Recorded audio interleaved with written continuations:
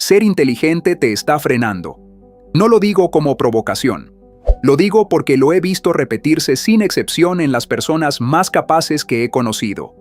Médicos, abogados, ingenieros, directivos. Personas que podían ver 10 pasos por delante y que por esa misma razón nunca daban el primero. Tu inteligencia no es el problema, es lo que haces con ella. Y hay señales muy concretas que indican que la estás usando en tu contra sin saberlo. Mi nombre es Brian Tracy. Y hay algo que nadie te ha dicho sobre tu inteligencia. No es el activo que crees que es. En las manos equivocadas, con las creencias equivocadas, orientada en la dirección equivocada, la inteligencia se convierte en el obstáculo más difícil de superar. Porque no se parece a un obstáculo, se parece a una razón. Y las razones inteligentes para no avanzar son infinitamente más peligrosas que la pereza simple, porque son completamente invisibles para quien las construye. El primer lugar donde esto se manifiesta es en la acción, o más exactamente, en la falta de ella. Las personas inteligentes analizan bien, ven los ángulos que otros no ven, identifican los riesgos antes de que aparezcan, encuentran el problema en el plan antes de ejecutarlo. Eso parece una virtud, y en muchos contextos lo es. Pero el mismo cerebro que protege de los errores también protege del movimiento. Y el movimiento es la única forma en que algo cambia. Conozco personas que llevan años estudiando la misma decisión que deberían haber tomado hace mucho tiempo. No porque sean cobardes, sino porque su inteligencia les da siempre una razón nueva para esperar un poco más. El mercado no está bien, necesito saber más, todavía no es el momento. El momento perfecto no existe. Existe el momento disponible, que casi siempre es imperfecto, incómodo e incompleto. Y quien espera el perfecto está usando su inteligencia para construir una razón permanente para no actuar. Hay algo más que ocurre cuando la mente procesa rápido. Piensa en algo que empezaste con mucha energía, un proyecto, un hábito, un objetivo, y que a las pocas semanas ya no generaba el mismo impulso. No fue pereza. Fue que tu cerebro entendió el mecanismo completo antes de haberlo ejecutado suficientes veces. Y una vez que entiende algo, la motivación desaparece, porque para tu mente ya está resuelto. Pero entender algo y haberlo construido no son lo mismo. Las cosas que importan no se terminan en el momento en que se comprenden. Se construyen en la repetición de los pasos que ya conoces y que todavía no has dado suficientes veces. Esta misma velocidad de procesamiento tiene otra consecuencia en las relaciones. El cerebro que detecta rápido también juzga rápido. Y hay personas inteligentes que corrigen a los demás con frecuencia, no por malicia, sino porque su mente detecta el error de forma automática y siente incomodidad si no lo señala. Eso parece honestidad. A veces lo es. Pero en la mayoría de los casos no es la corrección lo que importa, sino la necesidad de demostrar que viste lo que el otro no vio. Y esa necesidad tiene un coste enorme en las relaciones, en el liderazgo y en la influencia real. Las personas más influyentes que he conocido no son las que más correcciones hacen. Son las que saben cuándo callar un error ajeno para preservar algo más valioso que tener razón. Y aquí aparece algo que va todavía más lejos. No solo corregir al otro, sino necesitar que el otro reconozca que tenías razón. Hay personas inteligentes que no pueden soltar una discusión hasta que el otro admite el error. No porque el resultado práctico cambie, sino porque su cerebro registra la discusión como incompleta si no hay un reconocimiento explícito. Esa necesidad de cierre, de que la realidad se alinee con lo que viste primero, genera un tipo de rigidez que destruye conversaciones, bloquea colaboraciones y convierte cada intercambio de ideas en una competencia que nadie pidió jugar. La persona que aprende a soltar la necesidad de tener razón no lo hace porque se rinda. Lo hace porque entiende que tener razón y conseguir el resultado que quieres son con frecuencia dos cosas completamente distintas, y que la segunda siempre importa más que la primera. Pero hay un territorio más peligroso que todo esto. Hay formas en que la inteligencia no solo paraliza la acción, sino que construye muros invisibles alrededor de quien la tiene. Muros que se disfrazan de prudencia, de responsabilidad, de autoconocimiento, y que son mucho más difíciles de ver precisamente porque parecen razonables. Una de esas formas es la justificación. Las personas inteligentes justifican bien. Sus razones están bien construidas, son lógicamente coherentes y tienen en cuenta variables que la mayoría no consideraría. El problema es que una justificación perfecta para no hacer algo tiene exactamente el mismo resultado que la pereza. Nada ocurre, nada cambia, nada se construye. La diferencia es que la persona perezosa lo sabe. La persona inteligente que justifica en exceso se convence de que está siendo prudente, estratégica, responsable. Y esa autoconvicción es la parte más peligrosa, porque elimina la incomodidad que debería empujar a la acción. Conectado con esto, hay algo que pocos admiten. La inteligencia genera una relación difícil con pedir ayuda. No es orgullo en el sentido simple. Es que el cerebro asocia pedir ayuda con admitir que no pudiste solo. Y para una persona inteligente, no poder solo es una contradicción con su identidad. Se supone que debería ser capaz, se supone que debería haberlo resuelto. Esta lógica aísla, hace que el camino sea más largo de lo necesario, y hace que se pierdan conexiones, recursos y tiempo que habrían acelerado el proceso de forma significativa. Las personas que más avanzan no son las más autosuficientes. Son las que mejor saben identificar quién puede ayudarles y tienen la humildad de pedírselo. Hay otra trampa que opera en silencio durante todo el día: la comparación. No de forma abierta, de forma silenciosa y continua. El cerebro inteligente evalúa de forma automática dónde está en relación con los demás, y esa evaluación rara vez es neutral. Cuando el resultado favorece, genera satisfacción temporal. Cuando no favorece, genera una ansiedad difusa que no tiene nombre pero que consume energía de forma constante. La comparación es especialmente cruel para las personas inteligentes porque su capacidad de análisis les permite ver con gran precisión lo que los demás tienen y lo que ellas no tienen todavía. Eso se conecta con algo más profundo. Las personas inteligentes son muy conscientes de la distancia entre donde están y donde podrían estar. Ven con claridad lo que les falta. Y esa claridad, sin equilibrio, les impide actuar desde lo que ya son. Esperan más conocimiento, más experiencia, más preparación. Y mientras esperan, personas con menos capacidad pero más disposición avanzan de forma consistente con lo que tienen.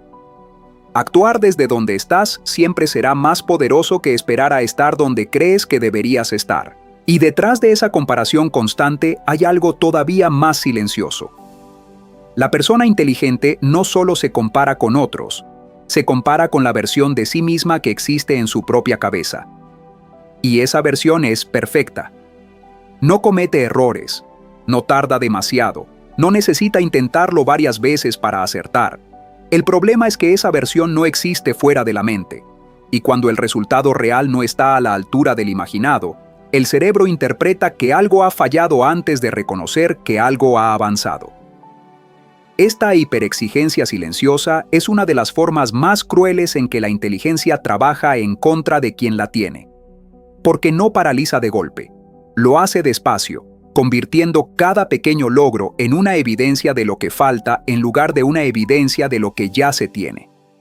La persona que aprende a separar el estándar que imagina del progreso que construye descubre algo que cambia todo. Que avanzar y llegar al final no son la misma cosa, y que el primero siempre vale más que el segundo.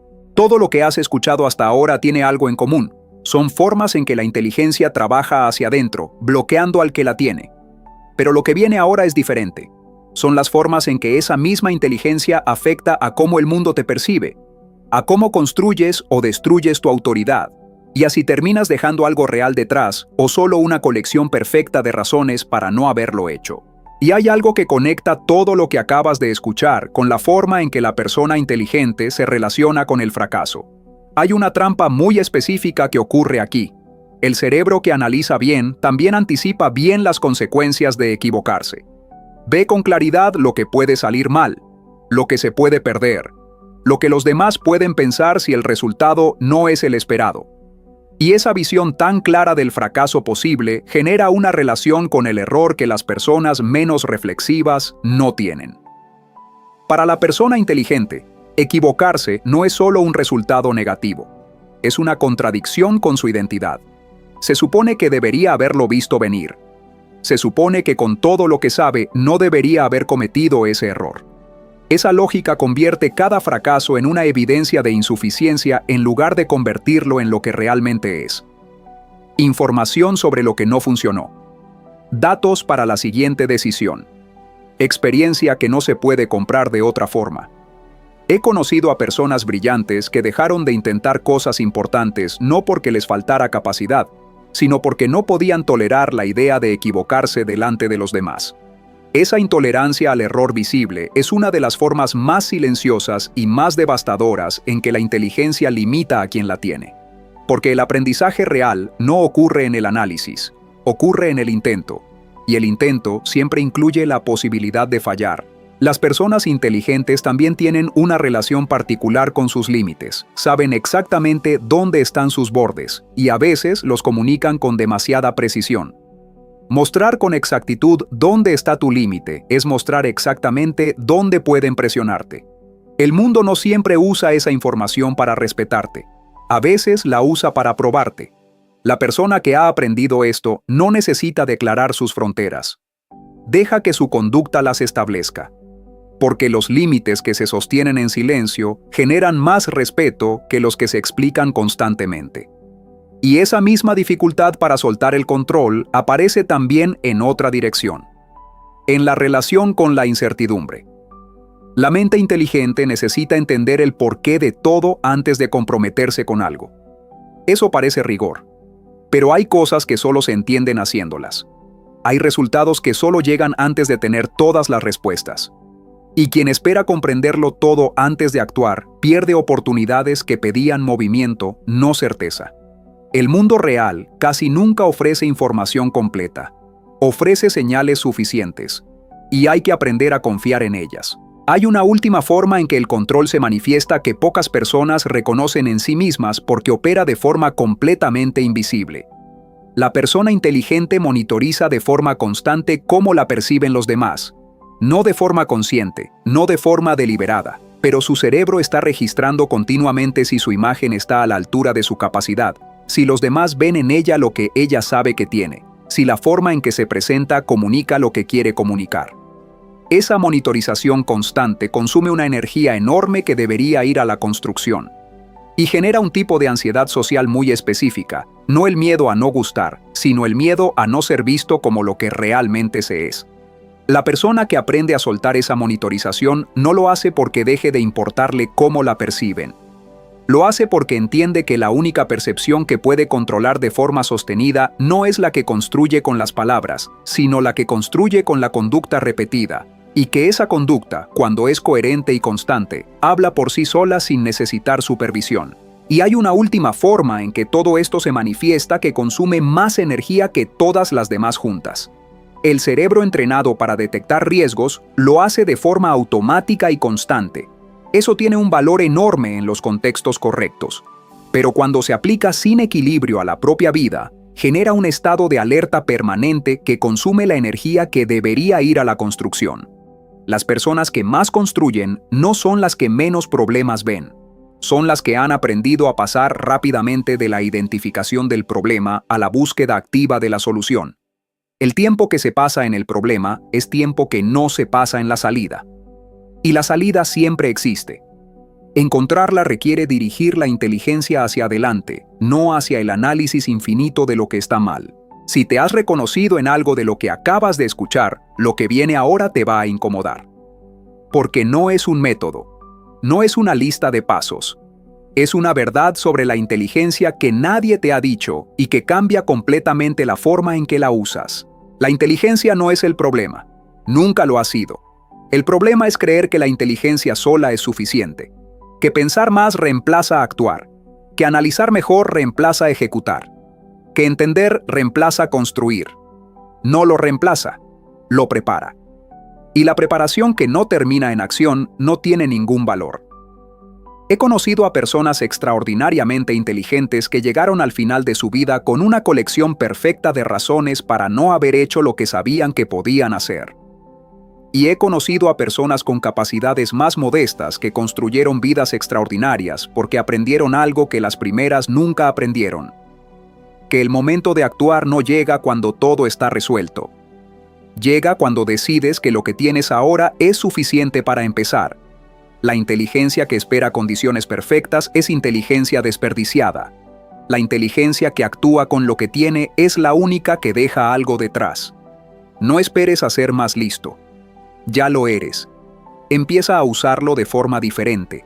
La inteligencia es la herramienta más poderosa que existe. Pero como toda herramienta poderosa, necesita dirección. Sin ella no construye. Simplemente ocupa espacio.